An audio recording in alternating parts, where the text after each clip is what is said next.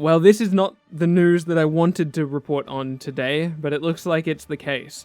Jump Force's roster is complete with Jotaro and Dio, meaning that the final roster is 42 characters. Now, immediately, I know there's going to be a lot of people in the community attacking leakers and a bunch of other people who didn't get the roster right. Yanko Productions, a very notable member of the community, said that there were 12 characters remaining. Since then, 7 were announced, which means 5 characters should have been remaining, but have not been announced. Yanko Productions hasn't said anything on the matter because I would imagine anything he says right now will immediately receive hate, so he's probably going to wait a moment, let everyone calm down, which is exactly what I would do in his position, so it's completely understandable. These leakers do not intentionally lie to us. It does ruin their reputation, and their reputation as leakers is their most valuable thing. They're not interested in tarnishing that reputation. The fact that the 12 ended up being wrong does seem to discredit Yanko Productions at least a little bit, but you have to remember every time he has specifically confirmed a character, that character has been in the game. This is one of the reasons I didn't want to make a video about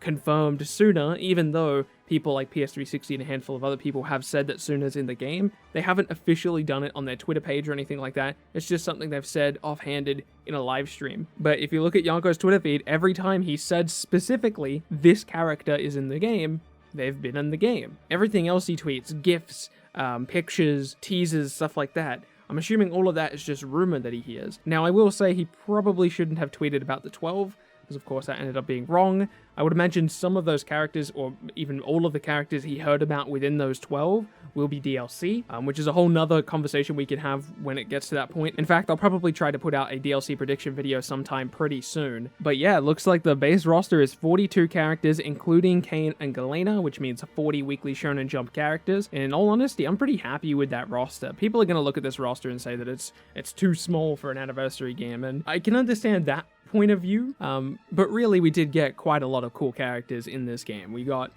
Jotaro Dio, the new generation trio, we got Asta, Deku, and Boruto, we got Saint Seiya, we got Rurouni Kenshin, we got a bunch of Dragon Ball characters, a bunch of One Piece, a bunch of Naruto, we got a couple Yu Yu Hakusho characters, we got the whole Hunter x Hunter squad, minus Leorio, but let's face it, who wanted Leorio? Got a few Bleach characters, one more than I was expecting. Heck, we even got Ryo Saber. Oh, and of course, don't forget Kenshiro. There's a lot of cool characters on this roster, and there's certainly quite a bit of variety. And with the Avatar Creator System, we're going to be able to create quite a few characters as well, which is very exciting. Now, because this is the base roster, we can actually do pretty accurate DLC predictions, at least I think so, because of some CAC items in the game, which do connect to certain series, but not main characters. There's a whole theory I have to go over with that in a separate video. It's worth noting, I think you actually have to unlock Kane and Galena, because despite the developer saying that you actually get all the characters at the start, there was a previous build of the game that was being played on a live stream which had 40 characters on the base roster, and they also said that that build of the game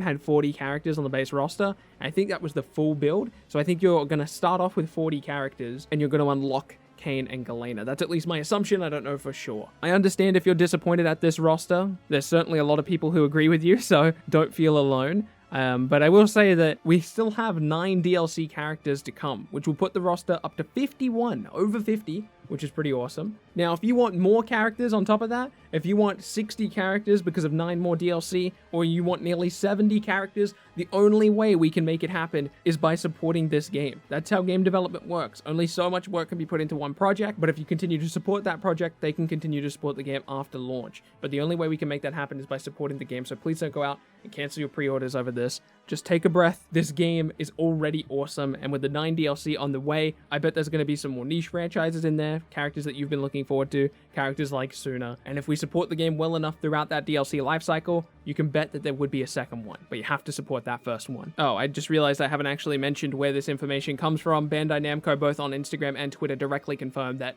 the full roster is complete. Thank you so much for watching. I understand if you're upset right now, so I'm not going to ask you to leave a like on the video or anything like that. My name is Bilbzy. I'll see you in the next video.